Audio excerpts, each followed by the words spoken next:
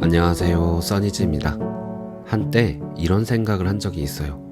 난 그렇게 욕심이 많지도 않고 그냥 행복하게 살았으면 좋겠는데 왜 이렇게 고통스러운 일들이 주기적으로 반복해서 일어나는 걸까? 그리고는 그 고통을 없애는데 온갖 신경을 다 쓰면서 스트레스 받고 에너지가 완전 바닥나기도 하고 선생님들이 말하는 깨달음이란 걸 얻으면 더 이상 고통은 없지 않을까? 그런 생각 해보신 적 있으신가요? 오늘은 틱 나탄 스님의 고요히 앉아있을 수만 있다면 이라는 책에서 이 반복되는 고통을 어찌해야 할지 힌트를 얻어보도록 하겠습니다. 고통을 다루는 방법. 우리 모두는 행복해지길 바랍니다. 또한 세상의 수많은 책과 스승들은 사람들이 보다 행복해지는데 도움을 주려 애쓰고 있지요. 하지만 그럼에도 우리는 여전히 고통을 겪습니다. 이내 생각합니다. 뭔가 잘못하고 있는 것 같아. 왠지 우리는 행복해지는 것에 실패하는 듯합니다. 하지만 이는 진실이 아닙니다. 행복을 즐기는 데 있어 고통이 제로가 되어야 할 필요는 없습니다. 실은 행복의 기술이란 고통을 잘 겪어내는 기술이기도 하지요. 고통을 이해하고 수용하고 잘 알게 되면 그것은 훨씬 덜 고통스럽습니다. 뿐만 아니라 더 나아가 자신의 고통을 이해, 자비, 그리고 기쁨으로 변용시킬 수 있게 됩니다.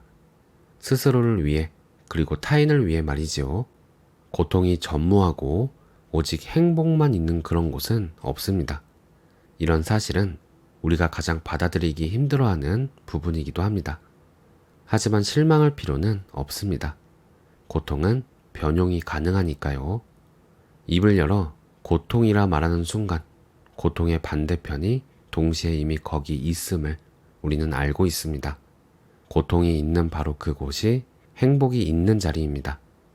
창세기에서 하나님께서는 빛이 있으라 말씀하십니다. 저는 이 대목에서 빛이 말대꾸하는 상상을 합니다. 신이시여, 저는 쌍둥이 동생과 함께 이어야만 합니다. 그의 이름은 어둠이지요. 어둠이 없다면 저는 존재할 수 없습니다. 하나님께서 묻습니다. 무엇을 꾸물거리느냐? 어둠은 이미 거기 있지 않느냐? 빛이 대답합니다. 만일 그렇다면 저도 이미 거기 있습니다. 오직 행복을 쫓는 것에만 초점을 맞추면 고통은 무시되거나 저항해야 하는 어떤 것으로 간주되곤 합니다. 행복으로 향하는 길목에서 어쩔 수 없이 마주쳐야 하는 그 어떤 것으로 생각하지요. 하지만 행복의 기술이란 동시에 고통을 잘 경험하는 기술이기도 합니다. 만약 고통을 어떻게 이용하는지 안다면 우리는 그것을 변용시킬 수 있고 그만큼 훨씬 덜 고통스럽겠지요. 고통을 어떻게 하면 잘 경험하는지 아는 것은 진정한 행복을 깨닫는데 필수적입니다. 고통과 행복은 분리된 것이 아니다. 고통을 당할 때면 생각합니다. 그 순간 고통이 거기 존재하는 모든 것이고 행복은 그저 다른 어딘가, 다른 어느 때인가에 속하는 것이라고 말이죠. 사람들은 종종 묻습니다. 내가 왜 이런 고통을 당해야만 하는 거지? 그 어떤 고통도 없는 삶을 가져야 마땅하다는 생각은 마치 오른쪽 없이 왼쪽만 존재한다고 여기는 것과 같은 착각입니다. 반대로 삶의 그 어떤 행복도 없이 고통만이 가득하다는 생각 또한 착각이지요. 왼쪽이 이렇게 말한다고 생각해 보세요. 오른쪽, 저리 꺼져버려. 난 널 원하지 않아. 세상엔 오직 왼쪽만 존재해야 해. 터무니없는 이야기입니다. 정말 그렇게 된다면 왼쪽이라는 개념 또한 없어져야 할 테니까요. 오른쪽이 없다면 왼쪽도 없습니다. 고통이 없다면 행복 또한 존재할 수 없으며 그 반대도 마찬가지입니다. 우리가 행복한 상태와 고통스러운 상황, 양측 모두를 잘 파악하고 거기 지혜롭게 관계 맺는 방법을 배울 수만 있다면 삶은 더욱 즐거운 방향으로 나아갈 수 있습니다. 매일같이 조금씩이라도 그 방향으로 가다 보면 행복과 고통은 둘이 아니라는 진실을 어느 순간 깨닫게 됩니다. 충분히 따뜻한 옷을 걸치고 있지 않다면 찬 공기는 아픔으로 느껴질 수 있습니다. 하지만 적절한 옷을 입고 산책을 하거나 과열된 상태라면 똑같은 찬 공기가 감싸는 그 느낌이 생생하고 즐거운 감각의 원천이 되기도 합니다. 고통은 외부적인 것이 아닙니다. 객관적이고 절대적인 억압과 아픔의 원천이란 없습니다.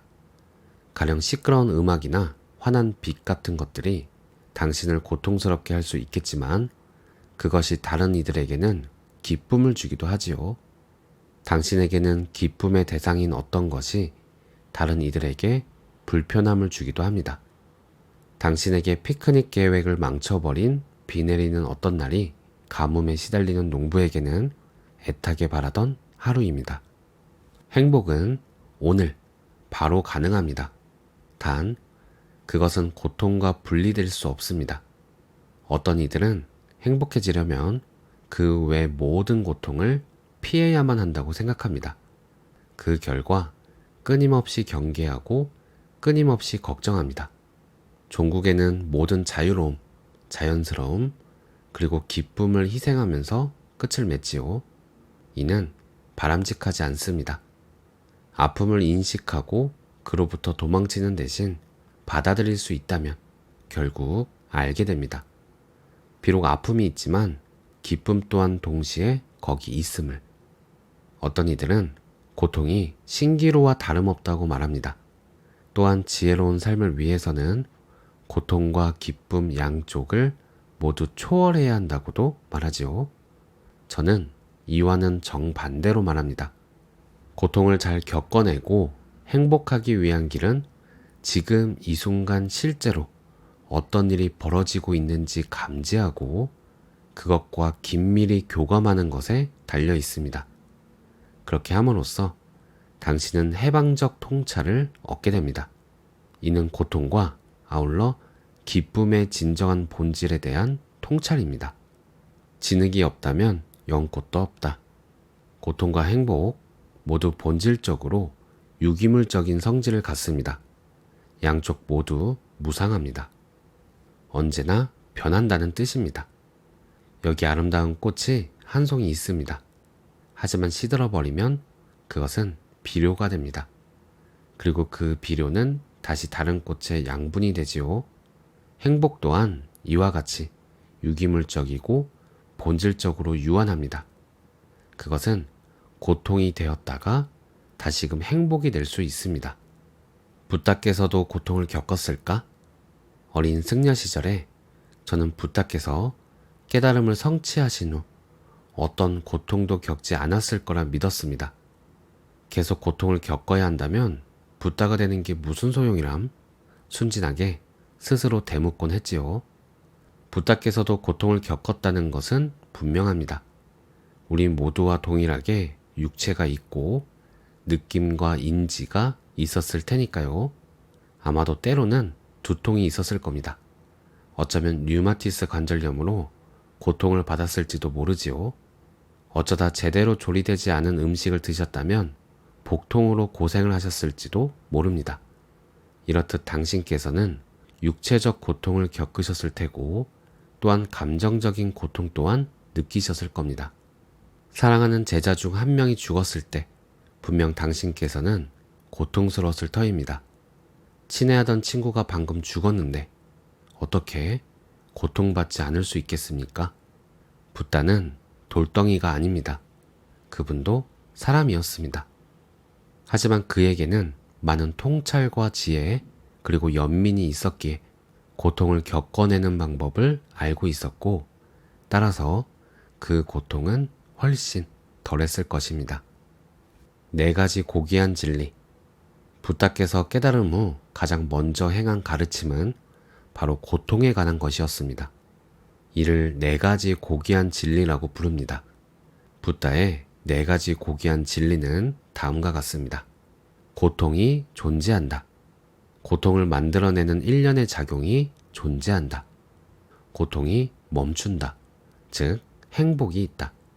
마지막으로 고통의 종말로 인도하는 일련의 작용이 존재한다. 고통이 고귀한 진리라고 들었을 때 당신은 이렇게 생각했을지도 모릅니다.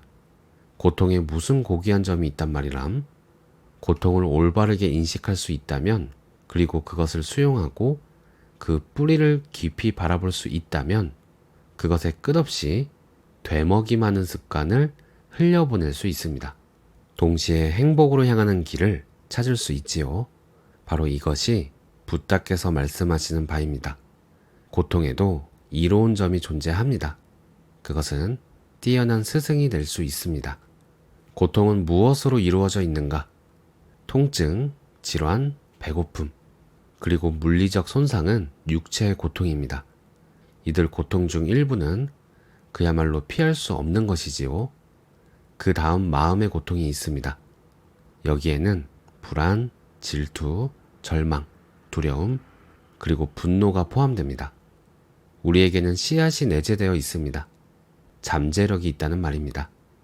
이해, 사랑, 자비, 그리고 통찰의 잠재력도 있지만 분노, 증오, 탐욕의 씨앗도 함께 존재합니다. 비록 삶에서 그 모든 고통을 전부 피할 수는 없지만 적어도 훨씬 덜 고통스럽게 지낼 수 있습니다. 우리 안에 있는 고통의 씨앗에 물을 주지 않음으로써 말이지요. 지금 자신의 육체와 전쟁 중인가요? 자신의 육체를 무시하거나 벌 주고 있지는 않나요? 자신의 육체를 진실로 잘 알고 지내왔나요? 자신의 육체를 생각할 때 내 집처럼 편안한가요? 고통은 육체적일 수도, 정신적일 수도, 또는 둘 다일 수도 있지만 모든 종류의 고통은 몸 어딘가에 영향을 미쳐 긴장과 스트레스를 만듭니다. 때로 우리는 몸의 긴장을 풀라는 얘기를 듣곤 합니다. 많은 이들이 이를 위해 안간힘을 씁니다. 몸의 긴장을 풀기 원하지만 그렇게 하지 못하지요. 몸의 긴장을 풀려는 그 시도는 우선 그것이 거기 존재한다는 자각을 하지 못한다면 효과가 없습니다. 손가락에 상처가 났다면 그냥 깨끗이 씻고 기다리면 됩니다. 당신의 몸은 어떻게 하면 상처가 치유되는지 잘 알고 있지요. 인간을 제외한 숲에 사는 동물은 다쳤을 때 무엇을 해야 하는지 압니다. 먹이나 짝을 찾아 돌아다니는 것을 멈추지요. 동물은 알고 있습니다. 수많은 세대를 거치며 전달된 선대의 지식을 통해 돌아다니는 짓을 하면 좋지 않다는 것을 말입니다. 그렇기 때문에 조용한 장소를 찾아 아무것도 하지 않고 그냥 거기 누워만 있습니다. 동물들은 멈춤이 가장 좋은 치유법이라는 사실을 본능적으로 압니다. 그들에게는 의사도, 약사도, 약국도 필요 없습니다. 우리 인간도 이런 종류의 지혜를 사용해 왔습니다. 하지만 이제 그것과의 교감을 잃어버렸지요. 이제는 어떻게 쉬는지 더 이상 알지 못합니다. 육체를 쉬게끔, 긴장을 이완하게끔, 그리하여 치유가 일어나게끔 허용하지 않습니다. 이제 통증과 질병을 해결하는데 거의 대부분 약물에 의존하고 있지요. 그럼에도 불구하고 우리는 고통을 완화하고 변용시키는 가장 효과적인 방법들을 이미 갖고 있습니다. 거기엔 처방전도 필요 없고 금전적인 비용도 발생하지 않지요. 지금 당신이 쓰고 있는 모든 약물을 모두 갖다 버려야 한다는 말씀을 드리는 것이 아닙니다. 우리 중 누군가는 특정 약물이 정말로 필요합니다. 하지만 그런 경우에도 몸과 마음을 진실로 쉬게 만드는 방법을 안다면 때로 좀 더 적은 양을 쓰고도 훨씬 큰 효과를 볼 수 있습니다. 치유의학. 현대 문명의 문제점 중에 하나는 내면의 고통을 어떻게 다루어야 할지 알지 못한 채 온갖 종류의 소비로 그것을 덮어버리려고만 한다는 것입니다. 내면의 고통을 덮어버리는 데 도움이 되는 오래되거나 혹은 새로운 도구들이 넘치도록 팔려나갑니다. 하지만 자신의 고통을 마주할 수 없다면 우리는 결코 현존할 수 없고 삶을 온전히 살아갈 수 없습니다. 결국 행복은 계속 소나기에서 빠져나갈 뿐이지요. 많은 이들이 엄청난 고통에 짓눌리건만 그것을 어찌 다루어야 할지 알지 못합니다. 매우 어린 시절부터 그 상황이 시작되는 사람들도 많지요. 그런데 왜 학교에서는 젊은이들에게 고통을 다루는 법을 가르치지 않는 걸까요? 어떤 학생이 매우 불행하다면 그는 집중할 수도 배울 수도 없을 터인데요. 각자의 고통은 타인들에게 영향을 미칩니다. 고통을 잘 겪어내는 법을 배우면 배울수록 세상에는 그만큼 고통이 적어집니다. 압도됨 없이 고통과 함께 머물 수 있는 데는 마음 챙김만한 것이 없습니다. 마음 챙김이란 현존하며 머무를 수 있는 능력이며 지금 이 순간 어떤 일이 일어나고 있는지 알게 해줍니다. 가령 두 팔을 들고 있을 때 자신이 두 팔을 들고 있다는 사실을 의식합니다. 마음은 들고 있는 자신의 팔과 함께하며 과거나 미래에 가 있지 않습니다. 팔을 들고 있는 상태가 바로 지금 일어나는 일이기 때문입니다. 마음 챙김은 깨어있다는 뜻입니다. 바로 이 순간 일어나는 일을 아는 힘이지요. 팔을 들어 올리고 지금 팔을 들고 있음을 아는 것. 그게 마음 챙김입니다. 자신의 행위에 대한 마음 챙김이지요. 숨을 들이마실 때 숨을 들이마심을 아는 것. 그것이 마음 챙김입니다. 발걸음을 옮길 때 그것이 일어남을 알면 그게 바로 마음을 챙기면서 걷는 것이지요. 이렇듯 마음 챙김이란 언제나 무엇인가에 대한 마음 챙김입니다. 자신의 몸에서, 느낌 속에서, 감각 속에서, 그리고 주위에서 지금 이 순간 무슨 일이 일어나는지 알아차리게 하는 힘, 그것이 마음 챙김입니다. 마음 챙김의 힘으로 자신과 세상 속 고통의 존재를 자각할 수 있습니다. 이제 그 고통을 부드럽게 감싸 안고자 할 때 역시 똑같은 힘이 사용됩니다. 숨을 들이마시고 내심을 자각함으로써 마음 챙김의 힘이 생성되고 그것으로 당신은 고통 달래주기를 계속할 수 있게 됩니다. 고통을 자각하고 감싸 안고 변용시킬 때 마음 챙김 수행자들은 서로를 돕고 지지해 줄 수 있습니다. 마음 챙김이 있으면 더 이상 아픔이 두렵지 않게 되지요. 거기서 한 발 더 나아가 고통을 잘 사용해 치유를 위한 이해와 자비의 에너지를 만들어낼 수 있습니다. 그럼 그것으로 다른 이들을 도와 함께 치유하고 행복해질 수 있게 되지요. 마음 챙김 만들기. 마음 챙김이라는 알약을 제조하는 방법은 다음과 같습니다. 우선 멈추어서 의식적인 숨을 쉽니다. 들숨과 날숨에 온전히 주의를 기울입니다. 멈추어서 이런 식의 호흡을 할 때 우리는 몸과 마음을 하나로 합치고 온전한 자기 자신으로 돌아옵니다. 이제 자신의 몸이 뭔가 더 채워진 느낌이 듭니다. 몸과 마음이 함께 할 때만이 우리는 비로소 진정으로 살아있다고 할 수 있습니다. 여기 굉장한 소식이 있습니다. 바로 단 한 번의 호흡만으로도 몸과 마음이 하나가 됨을 알아차릴 수 있다는 사실입니다. 어쩌면 우리는 한동안 자신의 몸에 충분히 친절하지 않았을는지도 모릅니다. 몸에서 긴장, 통증, 스트레스가 알아차려질 때 마음 챙김식의 온전한 자각 속에 그것을 푹 담글 수 있습니다. 그렇게 치유가 시작됩니다. 내면의 고통을 돌보다 보면 더 많은 명료함, 에너지, 힘이 생깁니다. 그것을 통해 우리는 사랑하는 이가 폭력, 빈곤, 불공정으로 받는 고통은 물론 자신의 공동체에 나아가 세상의 고통까지도 해결할 수 있습니다. 그러나 만일 내면의 두려움과 절망에 사로잡힌다면 다른 이들의 고통을 없애는데 도움을 줄 수 없게 됩니다. 고통을 잘 겪어내는 기술이 있습니다. 자신의 고통을 돌보는 법을 안다면 그 고통이 훨씬 줄어들 뿐만 아니라 주위에 그리고 세상에 더 많은 행복을 창조할 수 있습니다. 오늘 내용은 여기까지입니다. 오늘도 평온한 하루 되세요. 감사합니다.